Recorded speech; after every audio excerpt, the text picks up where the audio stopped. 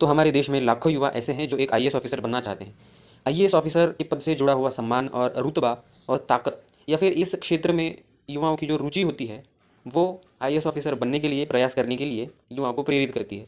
लेकिन एक IAS officer बनना आसान कार्य नहीं है, क्योंकि जिस परीक्षा द्वारा आईएएस ऑफिसर का सिलेक्शन होता है वो एग्ज़ाम पूरे इंडिया की सबसे ज़्यादा मुश्किल परीक्षा के रूप में जानी जाती है। वे परीक्षा है यूनियन पब्लिक सर्विसेज कमीशन यानी भारतीय लोक सेवा संघ आयोग द्वारा आयोजित कराई जाने वाली सिविल सर्विस एग्जामिनेशन यानी CSE। यूपीएससी CSE के अलावा भी कई अन्य परीक्षाएं आयोजित कराता है, और वो कुछ इस प्रकार से है। इन एग्जाम्स में से CSE एग्जामिनेशन द्वारा आईएएस ऑफिसर्स, आईपीएस ऑफिसर्स एवं आईएफएस ऑफिसर्स जैसे पदों पर कैंडिडेट्स को सिलेक्ट किया जाता है। सबसे पहले हम जानते हैं कि सिविल सर्विस एग्जामिनेशन का क्राइटेरिया कैसा है। तो इसमें कुल 3 स्टेजेस होती है। पहली स्टेज होती है प्रिलिमिनरी एग्जामिनेशन, उसमें जनरल स्टडीज़ और CSAT की एग्जाम होती है, और ये परीक्षा ऑब्जेक्टिव टाइप की होती है। दूसरी स्टेज होती है मेंस एग्जामिनेशन, जो कि डिस्क्रिप्टिव टाइप की होती है। और तीसरी और आखिरी स्टेज होती है पर्सनैलिटी टेस्ट या फिर इंटरव्यू, और उसमें आपके पर्सनैलिटी का एनालिसिस किया जाता है और उसके बेसिस पे आपका रिजल्ट बनता है। CSE एग्जामिनेशन में बहुत वास्ट सिलेबस होता है। डिसिप्लिनरी अप्रोच यानी कई विषयों को संलग्नित करके सवाल पूछना, इसका इसका इस्तेमाल होता है। डायनेमिक टॉपिक्स और इंडिया के सबसे जो बेस्ट यूनिवर्सिटीज़ है जैसे कि IIT और एम्स, ऐसे यूनिवर्सिटीज़ के जो ब्राइट कैंडिडेट्स हैं उनके साथ कंपटीशन होने के कारण, क्योंकि वो भी इस परीक्षा के लिए अप्लाई करते हैं, तो बहुत ज़्यादा ब्राइट कैंडिडेट्स के साथ में आपका कंपटीशन होता है। इसलिए ये एग्जामिनेशन इंडिया की सबसे ज़्यादा टफ एग्जामिनेशन बन जाती है।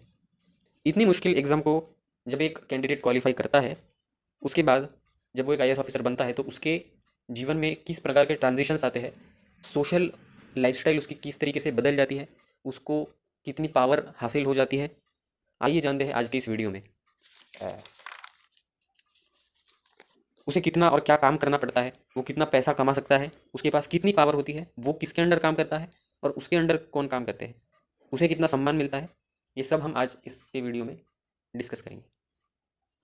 सबसे पहले सिलेक्टेड आईएएस ऑफिसर्स यानी सिलेक्टेड जो कैंडिडेट्स होते हैं उनको फाउंडेशन कोर्स के लिए 3 से 4 महीने की ट्रेनिंग मसूरी के लबसना में कराई जाती है यानी LBSNAA। इस ट्रेनिंग में एकेडमिक्स के मुद्दों से जुड़ी हुई ट्रेनिंग करवाई जाती है, जैसे कि पहला है इंडियन कॉन्स्टिट्यूशन से जुड़ी हुई ट्रेनिंग, दूसरी है पब्लिक एडमिनिस्ट्रेशन, तीसरी है इकोनॉमिक डेवलपमेंट से जुड़ी हुई ट्रेनिंग, चौथी है सोशल जस्टिस, और पांचवी एनवायरमेंटल गवर्नेंस। इन सब मुद्दों से जुड़ी हुई ट्रेनिंग लबसना में करवाई जाती है।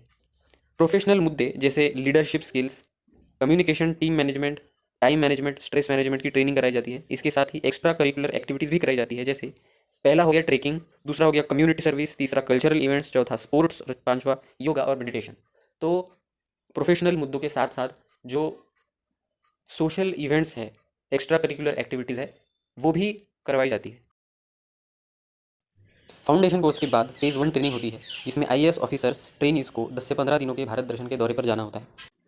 इस दौरे से ट्रेनी आईएएस ऑफिसर्स को देश के डाइवर्स कल्चर, जियोग्राफी और सोशो इकोनॉमिक कंडीशन से फैमिलराइज कराया जाता है। फेज़ 1 ट्रेनिंग यानी भारत दर्शन, इस ट्रेनिंग के बाद ट्रेनी आईएएस ऑफिसर्स लवसना में वापस 2 महीने की फेज़ 2 ट्रेनिंग करते हैं, जिसमें पब्लिक स्पीकिंग, लीडरशिप और क्राइसिस मैनेजमेंट की ट्रेनिंग कराई जाती है। इस 2 महीने की फेज़ 2 ट्रेनिंग के बाद ट्रेनी आईएएस ऑफिसर की डिस्ट्रिक्ट ट्रेनिंग होती है।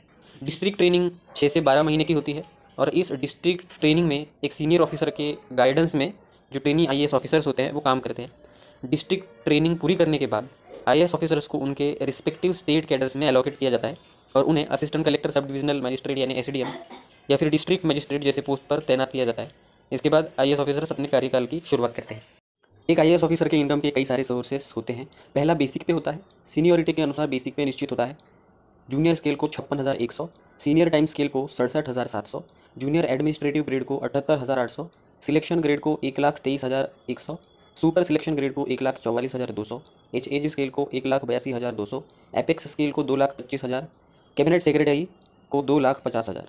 इसके साथ ही कई सारे अलाउंसेस भी मिलते हैं, जैसे कि पहला डियरनेस अलाउंस, दूसरा हाउस रेंट अलाउंस, तीसरा ट्रांसपोर्ट अलाउंस और चौथा मेडिकल अलाउंस। इसके साथ ही दूसरे कुछ बेनिफिट्स मिलते हैं, जैसा पहला फ्री सब्सिडाइज्ड एकोमोडेशन, दूसरा ऑफिशियल व्हीकल, उसके साथ एक ड्राइवर भी मिलता है, टेलीफोन एंड इंटरनेट फैसिलिटीज़। इसके अलावा non practicing allowances, honorarium, consultancy fees के माध्यम से भी पैसा कमाया जा सकता है एक आईएएस ऑफिसर के द्वारा। इसके साथ ही रिटायरमेंट के बाद पेंशन मिलती है। तो बेसिक पे और इन पर्क्स को मिलाकर एक आईएएस ऑफिसर बनने के बाद व्यक्ति का जीवन फाइनेंशियली समृद्ध बन सकता है। यह बात जानना जरूरी है कि कुछ आईएएस ऑफिसर्स काफ़ी ज़्यादा संपत्ति हासिल करते हैं। वो अवैध और गैरकानूनी कार्य करते पाए गए हैं, परंतु कुछ आईएएस ऑफिसर्स ने मेहनत से सही इन्वेस्टमेंट करके और अपनी कुशलता से काफ़ी संपत्ति बनाई है। उसके बाद एक आईएएस ऑफिसर को कितना काम करना पड़ता है, क्या काम करना पड़ता है, उसके अंडर कौन कौन काम करते हैं और वो किस किस के अंडर काम करते हैं, ये जानते हैं। आईएएस ऑफिसर इंडियन गवर्नमेंट के एडमिनिस्ट्रेशन में एक इंपॉर्टेंट रोल प्ले करते हैं। आईएएस ऑफिसर्स को डिस्ट्रिक्ट मजिस्ट्रेट या कलेक्टर के रूप में लॉ एंड ऑर्डर को मेंटेन करना होता है। दूसरा, गवर्नमेंट पॉलिसीज़ को लागू करना होता है। तीसरा, डेवलपमेंटल प्रोजेक्ट्स की देखरेख करने का कार्य करना होता है। पब्लिक इंस्टीट्यूशंस जैसे हॉस्पिटल्स, स्कूल्स और इंफ्रास्ट्रक्चर प्रोजेक्ट्स को मैनेज करना होता है। चौथा, डिजास्टर मैनेजमेंट, रिस्पांस, रिलीफ और रिहेबिलिटेशन एफर्ट्स में इनकी भूमिका मुख्य रूप की होती है। छठा, फ्री एंड फेयर इलेक्शंस को इंश्योर कराना भी आईएएस ऑफिसर्स का काम होता है इलेक्शन एडमिनिस्ट्रेशन में। सातवां, लैंड रेवेन्यू कलेक्शन को मैनेज करना, लैंड डिस्प्यूट्स को निपटाना, ये भी काम होता है। आठवां, poverty alleviation programmes, health care initiatives जैसे कार्य आईएएस ऑफिसर करते हैं। उसके बाद आईएएस ऑफिसर इसके अंडर काम करते हैं, और आईएएस ऑफिसर के अंडर कौन काम करता है वो देखते हैं। IAS officer President of India, governor और चीफ मिनिस्टर जैसे कॉन्स्टिट्यूशनल अथॉरिटीज़ के अंडर काम करते हैं। Cabinet minister, chief secretary, additional chief secretary, secretary to government, ऐसी गवर्नमेंट अथॉरिटीज़ के अंडर भी काम करते हैं। और डिविजनल कमिश्नर, डीएम, कलेक्टर और सब डिविजनल मजिस्ट्रेट इन एडमिनिस्ट्रेटिव अथॉरिटीज़ के अंडर भी काम करते हैं। आईएएस ऑफिसर के under deputy collector, assistant collector, tehsildar, naib tehsildar, कानूनगो ऐसे पद काम करते हैं। इसके अलावा डिस्ट्रिक्ट लेवल ऑफिसर्स जैसे कि डिस्ट्रिक्ट एजुकेशन ऑफिसर और district health officer, block level officers और विलेज लेवल ऑफिसर्स भी आईएएस ऑफिसर के अंडर काम करते हैं। वर्क टाइम या फिर शेड्यूल की बात करें तो सुबह 9 बजे से लेकर के 5 बजे या फिर 6 बजे तक शाम के इनके ऑफिस आवर्स होते हैं, जो कि एक्सटेंड कर सकते हैं 6 बजे से लेकर 9 बजे से लेकर उसके आगे तक भी।